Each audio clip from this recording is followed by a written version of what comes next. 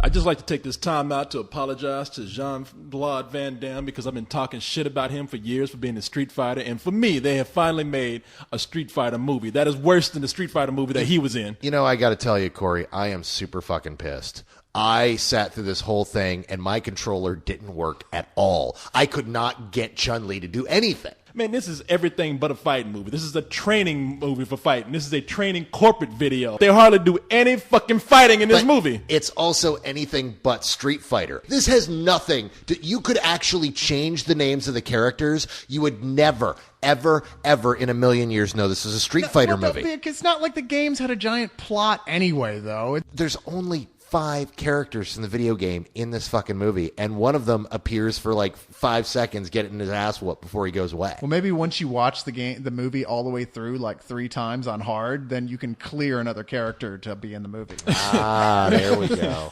Look, it's this Street Fighter is an exaggerated game. I mean, the characters are exaggerated. The fighting moves are exaggerated. The finishing moves, I mean, they take people 10 miles up in the air and drop their asses on their head. This is what they should have done with this movie. Now, you want to bring sort of like like what they tried to do with Speed Racer, where you just make this exaggerated, cartoonish, outlandish world, and you with bright colors and all the characters. I mean, this is something that probably should have been made in CG, or at least in a CG world. Now, granted, they didn't have the budget to do it, but to take the approach of we're going to make this sort of a cop street drama with a little dash of kung fu thrown in does not represent this game at all. No. So people who love this game, this is not what you want. They should have used the original Mortal Kombat film as their basis and just spiced it up with the good quality effects we have these days, a la Speed Racer, and gotten some people who actually know how to fight. I mean, the first Mortal Kombat, that's a fun movie. Dumb, yes, but fun because we want to see people beat the shit out of each other in convincing yet fantasy-oriented ways. Exactly. And there's barely any of that actually here. Okay, what little plot they do have in this movie. Okay, I want to hear this, yeah. If what I can make out from it, it starts out with Chun Li, who's one of the main characters from the video game, being a little girl. Her dad apparently works in corporate Bangkok. Keep in mind, she starts out as a little Asian girl before she grows up into a nice big white girl. Well, that's what we're going. I was going to get on that in a little bit. Her dad he works. Got a nice white wife. Yes, he works very white. Business suit, ties, a briefcase, and he comes home and he does kung fu in the backyard to relax, I guess. So Wushu, no less, which I love they specifically mention, which, just as a bit of a geek, isn't really a fighting style of martial arts, but whatever. Well, so the dad teaches Chun-Li how to fight, which is great because when she gets older, like I guess around 19, 20, they never really say, a bunch of guys come in, take her dad away, and he has to work for some really bad corporate dude to help him get code words. Some take really over other people. Bad corporate dude. He has to go work for M. Bison. No, this ain't M. Bison. This is a dude with blonde hair, blue eyes, and a suit. Now, after all this shit happens with Chun-Li, her father getting kidnapped, apparently they kidnapped the plot to this movie, too, because nothing, and I swear to God, nothing makes sense. They made this shit up as they went along. They did this movie like an ad-lib. But you know, the one thing that was awesome about this movie... Chris Klein, who spends the whole movie like Keanu Reeves overdid it on the diction. No, you know, the thing with Chris Klein is that he's channeling Don Johnson from the 1980s. Just nobody told Chris Klein that it's not the 1980s anymore. Every line he delivers through a squint. It's so bad, every line he says is hilarious. No, Chris Klein, if you don't remember Chris Klein he was a young actor from the 90s, and somewhere along the way, you just didn't see him anymore. He disappeared, and that's because somebody looked at him and said, that motherfucker cannot act. Yeah, it said he reminds me of Keanu Reeves, except shit, we've been talking all this crap about Keanu Reeves, and he's not that bad. No, compared to this guy, I mean, he actually says simple lines, like, make them sound 3 words. I love this job. I think he did it so he could go to Thailand and hang out with Thai boys. I'm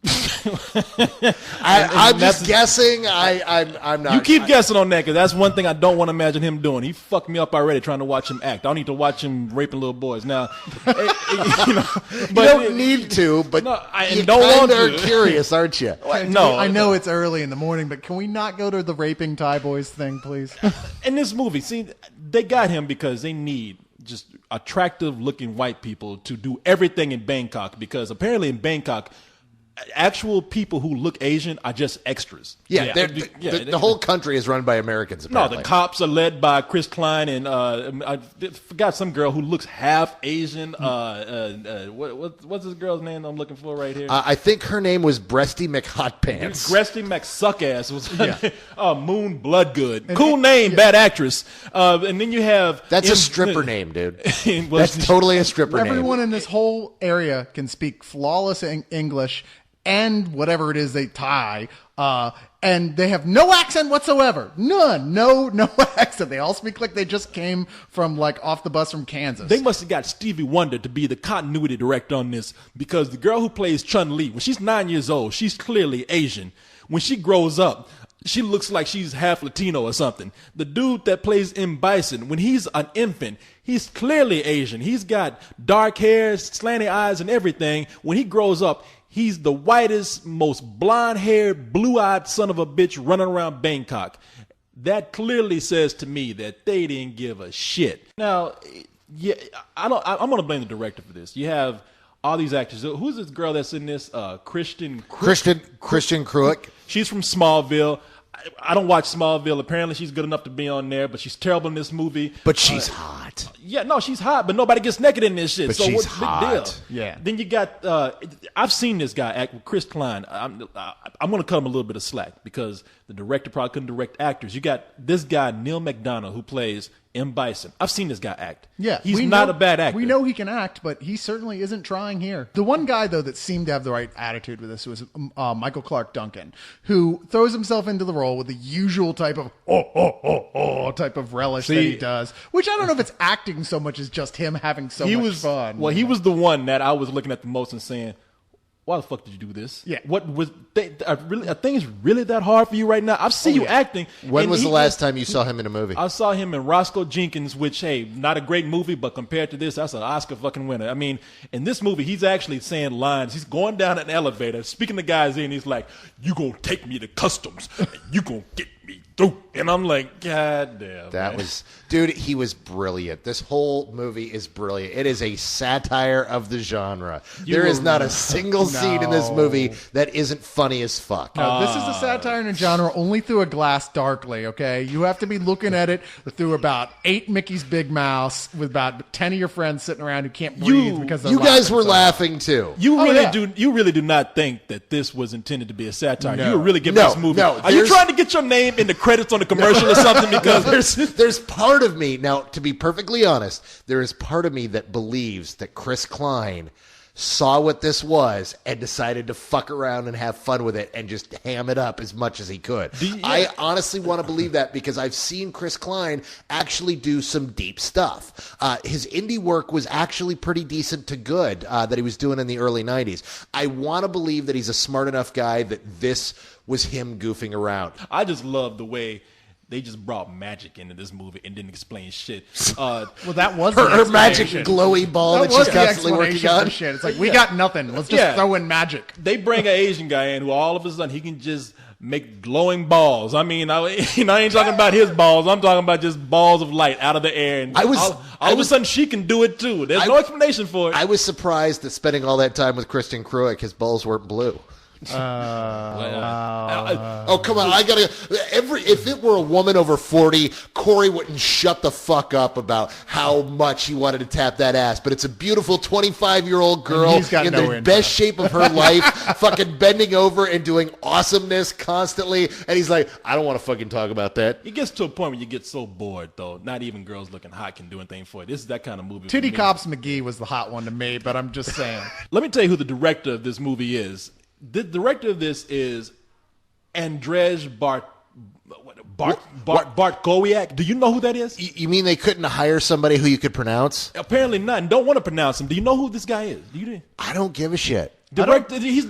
He fucked up. I'll give you a hint. He fucked up another video game movie. Yeah, he's directed something else then. Not only Uwe Boll screws up video game movies. Is that what you're saying? No, he's the director of Doom, and everybody wants to give Uwe Boll a hard time for making bad video game movies. But this guy right here is right up with him. I mean, at this point, this fool might as well make a movie about how the Super Mario Brothers immigrated to America from Italy and started their own drug cartel. It would make about as much sense. In this movie, you know what I think is they have? I think they have a director and a screenwriter who are terrible, and this is a guy who cannot direct actors. That's why I'm not going to blame Chris Klein or anybody else in this movie for their acting. This is a guy who makes shitty movies. Yeah, I'm not going to let Uwe Ball off the hook and let Bark suck a cock make movies and not blame him for being bad either. I mean, he fucked up a movie on the level of Uwe Ball with this. This shit is boring, terrible. It angers me that they take something that has a huge fan base and they just release some bullshit so they can like make money at the same time the game is released. Fuck this movie. This movie gets not just the bullshit from me, but a fuck you. Look, it's a who cares anyway. It's like, when did Street Fighter originally come out? Why does anyone give a shit at this point? I know. There's so many games that have come out since then that are big. Okay, look, you gave this fuck this movie. What did you give this, Cyrus? I'm not going to give it a fuck this movie. I mean, this is some old bullshit. I think the director, however the fuck you pronounce his name, he clearly doesn't speak the same language as the actors, because some of them thought it was the film you want this to be, Carlisle, this goofy, like, tongue-in-cheek thing, and others are playing it totally seriously, but in a completely incompetent sort of way. You got to have everyone on the same page if you're doing a tongue-in-cheek movie, and that was not the case here. Yeah. This is some old bullshit. No, you know what? This movie is some old bullshit. No. This is shit. This movie has no reason to exist except to be rented by you and your friends on a Friday night, get a case of beer, get drunk as shit, and laugh your ass off because you will hoot and holler at just how awful it is. I wish I could have your sentiments, brother. I really do. Once you have found your power, you must decide what you fight for.